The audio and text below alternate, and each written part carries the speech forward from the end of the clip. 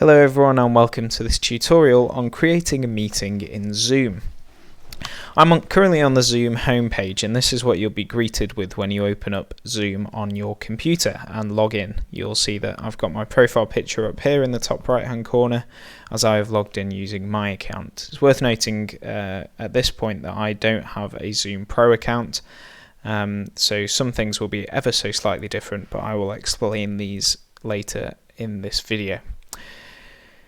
As I say, here is the home page, and the main thing we're going to be looking at here is the schedule function, and you as a meeting host will be using this schedule function rather than the join function. This is for joining other meetings that other people are hosting. The new meeting function is actually not the most useful thing ever because it doesn't allow you to schedule the meeting. New meeting simply starts a meeting here and now, which we never really need to do as a church. So we're going to use the schedule button. So I'm going to click here, and you'll see I'm presented with options to schedule my meeting. I can name it whatever I like. This is calls it a topic, but I'm going to just call it church. You'll see that there are times that you can set here. These are not restrictive anyway, so regardless of what you may set as a time here, Zoom won't constrain you and won't restrict you from starting the meeting at another time or for the duration to be any different from what you have set the duration of. This is just a bit of information for people basically. You don't need to have these times. In fact, what I would recommend you do is click this recurring meeting button, because after which you will have a recurring meeting which can happen as many times as you like, and it will keep the same meeting ID, which is very handy as well, so people can save one email or one piece of information, and they will have it for all future meetings. So as you can see, the time options disappeared because I can have the meeting whenever I like. I want to generate the meeting ID automatically, so this option should be ticked, and have a meeting password which is automatically generated. Don't worry about the actual password itself. This will be sent on to people very shortly. You'll see that these options are ticked off at the moment. This is to have your video automatically on. It's usually best to keep this off so people have the option to not join with their video straight away if they don't want to. There is a calendar integration between Zoom and several different calendars. This isn't really something that we're going to cover in this tutorial and is not overly vital. We're going to look at the advanced options now, so I've just clicked the little arrow there next to advanced options to open these. You will see 4 options here. The first is enabling a waiting room. This is a very handy security feature, so you can see people, not physically, you can't see their faces, but you can see the names of people joining the meeting, and they are in a holding room, this waiting room, before you accept them as the host into the meeting. As I say, very handy security feature, so I would leave this ticked. Enable join before host. It's up to you whether you'd like this or not. So this is so people can join the meeting without you being there.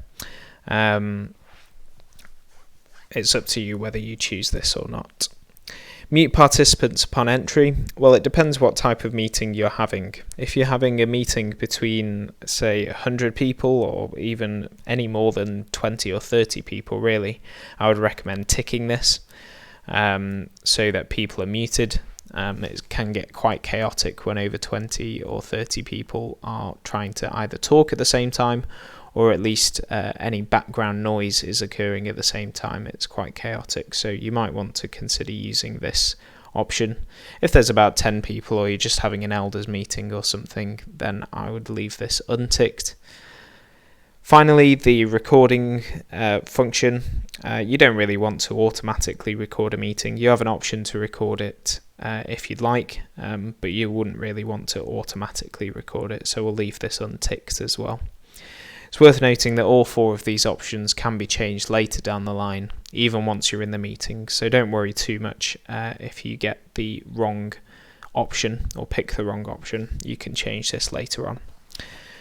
So I've gone through all the options and I'm going to now schedule my meeting. So click on schedule and you will see the meeting's been scheduled, and here is my invitation. So this is the slight difference in the invitation between a basic account and a pro account. So a pro account will give telephone numbers for people to be able to join the meeting by telephone as well. Mine does not. But you'll see here there's the meeting ID and there's the password. But the easiest way for people to join the meeting is actually just to click this link, as it means that people don't even need to put in the password. They can just click this link and join the meeting.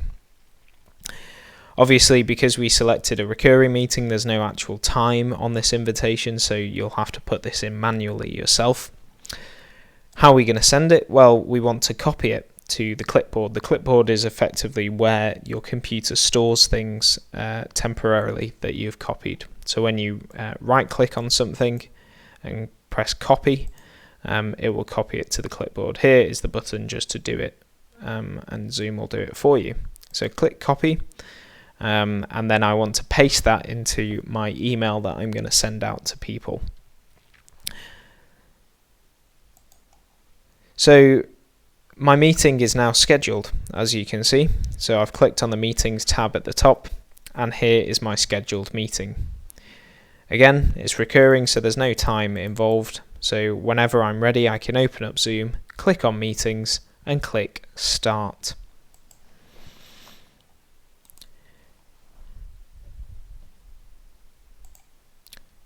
So you'll now see that the meeting's been started, and I can join with my video.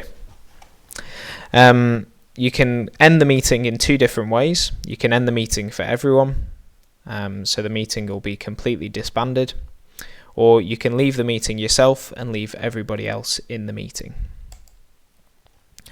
You'll see that after ending the meeting, because it's a recurring meeting, it's still here. So I can still use this link again.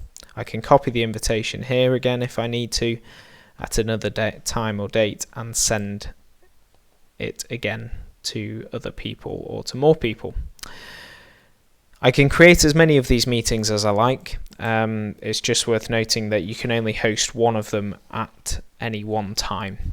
But it might be handy to create different meetings, perhaps one for your elders meeting, one for your pastoral care, one for a general church meeting or something like that, so that different people have different links and they won't accidentally join the wrong meeting.